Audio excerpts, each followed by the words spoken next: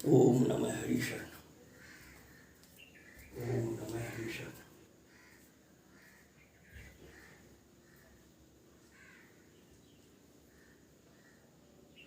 हरि ओम तत्सत। ओम नमोस्तु अनंताय सहस्रमूर्ति सहस्रपादाक्षि शिरोरुबाय सहस्र नाम्य पुरुषाय शाश्वती सहस्र कोटि युग धारणे नमः। आओ प्यारे बहन भाइयों, आओ प्यारे जीवात्माओं, आओ प्यारे राजकुमारों राजकुमारियों। संसार में आने के अपने मकसद को पहचानने के लिए अंतर में छुपे प्रभु से मिलने का प्रयास करें। इसके लिए सत्संग परम आवश्यक है। आज दिन सोमवार है और लगते भादवे की त्रयोदशी तिथि, विक्रमी संवत 2077, अंग्रेजी तारीख 17 अगस्त सन 2020।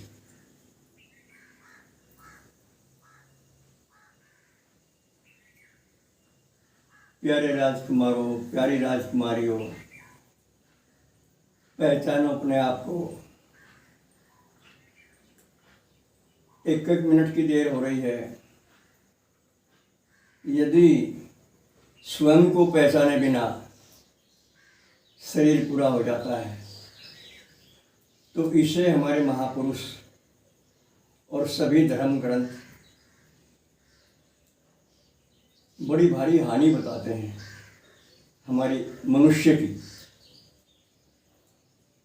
और अपने आप को जानने के लिए कोई सीमित साधन नहीं है कि 2-4 साधन हैं। बहुत साधन है, सैकड़ों हजारों साधन है। किसी भी एक साधन को प्राणपण से अपनाइए। अगर आपको सद्गुरुदेव की प्राप्ति हो गई है तो आप बड़भागी हैं, आपका जीवन धन्य हो गया है। सद्गुरु के समर्पित हो जाइए। मन से, वचन से, कर्म से एक होकर इनकी सेवा कीजिए और इनके बताए रास्तों पर चलकर अपने जीवन को सफल बनाइए। और यदि किसी कारण आपको सद्गुरु की प्राप्ति नहीं हुई है तो फिर अंतर में छुपे प्रभु से प्रतिदिन आर्त भाव से ये प्रार्थना करें। या तो सद्गुरु की पूर्ति आप स्वयं करें अथवा किसी माध्यम से करें। बिना सद्गुरु के हमें रह नहीं पा रहा है। और ये आप बहुत बार सुन चुके हो कि असली सद्गुरुओं का इस कलयुग में अभाव सा रहता है। बिल्कुल अभाव तो नहीं हो सकता। सद्गुरु रहते हैं, सदा ही रहते हैं। धर्मात्मा भी रहते हैं। गृहस्थियों में भी एक से एक सदगृहस्थ है। मजदूरों में भी, व्यापारियों में भी, राजनेताओं में भी, शासन प्रशासन में भी एक से एक आध्यात्मिक विद्वान हैं, परंतु संख्या नगण्य सी ही है। अनघड़ों की, नकली भक्ति करने वालों की, नकली पूजा करने वालों की संख्या ज़्यादा है। पता नहीं ऐसा हमें ही मालूम हो रहा या आप भी अनुभव कर रहे ऐसा। चूँकि हम देख रहे कि आरती पूजा करते हुए, व्रत करते हुए बहुत लंबा समय बीत जाता है, शांति प्राप्त नहीं होती, न घर की समस्याएं समाप्त होती हैं, न प्रभु दर्शन होते हैं, न आत्मदर्शन होते हैं। तो यहाँ थोड़ा सा हमें रुक कर जिस दिशा में हम चल रहे हैं, जिस शैली से हम जीवन जी रहे हैं, थोड़ा सा उसमें बदलाव की आवश्यकता है। क्यों? क्योंकि जब अब तक प्रभु दर्शन नहीं हुए, आत्म दर्शन नहीं हुए तो कब होंगे? और शरीर की मृत्यु निश्चित है, जीवन तो निश्चित नहीं होता किसी का भी। इस पर भी आपने खूब गौर किया होगा, अनुभव होगा थोड़ा बहुत आपको भी। यहाँ सब कुछ निश्चित है। यहाँ सब कुछ मृत्यु के मुंह में जाने वाला है, सिवाय हमारे। हमारा आपका जन्म नहीं है, न हमारी आपकी मृत्यु है। लेकिन हमारा आपका वजूद क्या है? ये शरीर हम और आप नहीं है। इसी बात पर गौर करना है। न हम शरीर हैं और न हम अंतःकरण हैं, न हम प्राण हैं और न हमारा कोई है यहाँ। हमारा अगर कोई है तो केवल परमात्मा, और यही सदा हमारे साथ हैं। ये कभी हमारा साथ नहीं छोड़ते, लेकिन हम इनका साथ नहीं पकड़ रहे। हमने मुँह माया की कुंची घाल ली। अज्ञानवश कह लो, चाहे कुसंग में पढ़ कर कह लो, कुछ भी कह लो आप, हमने अज्ञान की कुंची भर ली और इसी को हम ज्ञान मानने लगे। तो थोड़ा सा विचार करना परम कर्तव्य बनता है, और इसी विचार के लिए प्रभु की प्रेरणा से प्रभु ने हमारे द्वारा इस विवेकवान समाज की स्थापना कराई है। और इसलिए हम बार बार आपसे कहते हैं कि इसके सदस्य बनिए। जैसे कि इसके नाम से ही साबित है, विवेकवान समाज, इसका सदस्य भी विवेकवान होना चाहिए। अगर सदस्य तो ले ली और विवेक जगाया नहीं, अथवा जाग गया तो कभी कभी अनादर भी कर देते हैं विवेक का, तो ये फिर ड्रामा हो जाएगा, ये फिर नाटक हो जाएगा, और फिर प्रभु से दूरी बढ़ती चली जाएगी। प्यारे राजकुमारों, प्यारी राजकुमारियों, आप 100% विश्वास करें, विवेक का अनादर करते ही अनर्थ शुरू हो जाता है। पहचान है इसकी, जब भी हम विवेक का अनादर करते हैं तो हम मर्यादाहीन हो जाते हैं।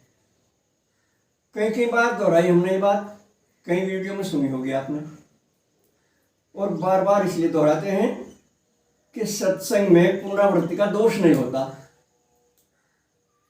सही सच्ची बात, लाभकारी बात जितनी बार कही जा, जितनी बार सुनी जा, वो कुछ न कुछ अपना प्रभाव छोड़ती है। तो इसलिए भूल कर भी विवेक का अनादर ना करें। विवेक का अनादर करते ही ना भजन लगे, ना भक्ति लगे, ना पूजा लगे, और भगवत दर्शन होने का जो रास्ता है वो बंद हो जाता है। आत्म दर्शन का रास्ता बंद हो जाता है। ये भी हमने आपको कई बार बताया। आजकल वाक पटुता को ज्ञान मान लिया गया। शूद्र से लेकर ब्राह्मण तक, ब्रह्मचारी से लेकर सन्यासी तक इसके घेरे में आए हुए हैं वाक पटुता के। अच्छे अच्छे शब्द बोलते हैं, परंतु उनको जीवन भर प्रयोग नहीं कर पाते और भटकते रह जाते हैं। माया मोह नहीं छूटती। विवेकहीनता काफी भरमार में रहती है हमारे जीवन में, तो इसलिए वहीं रह जाते हैं। अच्छा, ये भी आपने देखा होगा, हर बार हम हवन करने के बाद ही सत्संग चर्चा करते हैं। क्या मैं जान सकता हूँ आप लोगों में से कितने राजकुमारों ने, कितनी राजकुमारियों ने प्रतिदिन का नित्य अग्निहोत्र हवन स्वीकार कर लिया आपने?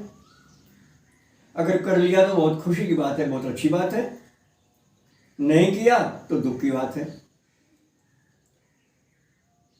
क्योंकि नाटकबाजी से काम नहीं होता। ज्ञान को सक्रिय करना है। श्रीमद् भगवत गीता में यज्ञ, दान और तप, इसकी विशेष महत्ता बताई गई है। इसलिए हम सबका इनके रहस्यों को जानकर इनका प्रयोग करना कर्तव्य बनता है। दिखावे के यज्ञ, दान, तप करने से लाभ की बजाय हानि होती है, और वो हानि हो रही है हमारे समाज में। कब तक हानि बर्दाश्त करोगे? कितनी दूरी बढ़ती जा रही है प्रभु से? कब तक जीवन मन के कुचक्कर में घूमते रहोगे? कब तक विषय भोगों का शिकार बनते रहोगे? कब तक झूठ को सच समझते रहोगे? कब तक अहंकार की गिरफ्त में रहोगे? जब तक हम अहंकार की गिरफ्त में हैं, तब तक हमारा जीवन कठिनाइयों से, समस्याओं से, अशांतियों से, भय से, चिंताओं से भरा ही रहता है। इसे परखिए इस बात को। और सजग होकर, सावधान होकर, कठोर तपस्या के द्वारा झूठ का त्याग कीजिए। सबसे बड़ी तपस्या झूठ का त्याग करना है। झूठ का त्याग करते ही माया मुंह से ऊपर उठना शुरू हो जाता है, और जितना जितना हम सच को धारण करेंगे उतना उतना ही परमात्मा से हमारी निकटता बढ़ेगी। जीवन में शांति, सरलता, सादगी, सच्चाई आएगी, समर्पण भाव आएगा। स्वयं भी सुखी रहेंगे और दूसरों को भी सुख देंगे। ये बातें सारी आपके पास हैं, किसी के पास इन बातों की कमी नहीं है। भूल कर भी मत कहिए कि हमें ज्ञान नहीं है। संपूर्ण ज्ञान है आपके पास। आप स्वयं ही ज्ञान स्वरूप हैं, और परमपिता परमात्मा हमारे आपके इष्ट देव जिस रूप में हम मानते हैं उसी रूप में हमारे हृदय में विराजमान है, और सदा ही अच्छी सलाह देते हैं, बुराई से बचाना चाहते हैं। इनकी शरण में आइए, इनकी आवाज़ सुनिए, इनके कान खा लो, इनके पैर में पड़ जाओ, इनके चरणों में गिर जाओ, अकेले में रो रो कर प्रार्थना करो, बढ़ा चढ़ा कर अपनी बुराई इनके सामने रखो। सूरदास जी की भांति मौसम कौन कुटिल खल कामी। तो ये सब हमारे आपके लाभ की बात है।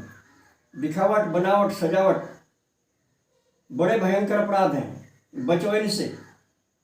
और एक और बात बताऊं आपको, आज के युग की चपलता, चमचागिरी, चाटुकारिता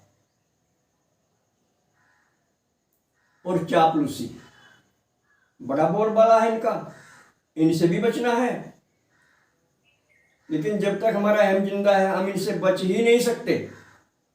अहम मरने के बाद इनसे बचा जाना संभव है। तो उठिए, जागिए, पहचानिए अपने आप को, संसार में आने के अपने मकसद को पहचानिए, और इसे पूरा करने के लिए प्राणपण से आज ही अभी संकल्प ले लीजिए, भगवान को साक्षी करके अपना भी जीवन धन्य बनाइए और संपर्क में आने वालों का भी। बस आज इतना ही। सर्वे भवन्तु सुखिनः, सर्वे सन्तु निरामया, सर्वे भद्राणि पश्यन्तु, मा कश्चित् दुर्भाग् भवेत्। हरि ओम तत्सत। हमारा फ़ोन नंबर आपके याद हो गया होगा, 7500 39 75 35। बल्कि एक दूसरा नंबर भी है, 96 900 54 725। ये हमारा व्हाट्सएप का नंबर है। पर हम आपसे एक प्रार्थना करते हैं, व्हाट्सएप पर हमें आप सुनी सुनाई पढ़ी पढ़ाई बात ना भेजें, भूल कर भी कभी। प्रतिज्ञा करें इस बात की। अपना स्वयं का अनुभव, आप कितने निकट आए भगवान के, कितने अंशों में अहंकार खत्म हो रहा आपका, इस बात के लिए आप हमें चाहे जब व्हाट्सएप भी करें और फ़ोन से संपर्क भी करें। और कृपया कमेंट में हिंदी का प्रयोग करें। देखो कितनी बार कहा मैंने आपसे, लेकिन आप मानने वाले नहीं हैं। अंग्रेजी धरते हैं आप वहाँ। अंग्रेजी की जहाँ आवश्यकता है वहाँ उसका प्रयोग कीजिए। कमेंट में अंग्रेजी की आवश्यकता नहीं है। हम भारतीय हैं, हमारी राष्ट्रभाषा हिंदी है, हमारी मातृभाषा हिंदी है। हम उत्तर भारत में रहने वाले हैं, और पूरे भारत में आप कहीं भी रहते हैं, राष्ट्रभाषा तो हिंदी है ही। आप इसका सम्मान करना सीखें, अंग्रेजी की दास्ता से मुक्त हों। धन्यवाद। ओम शक्राय नमः।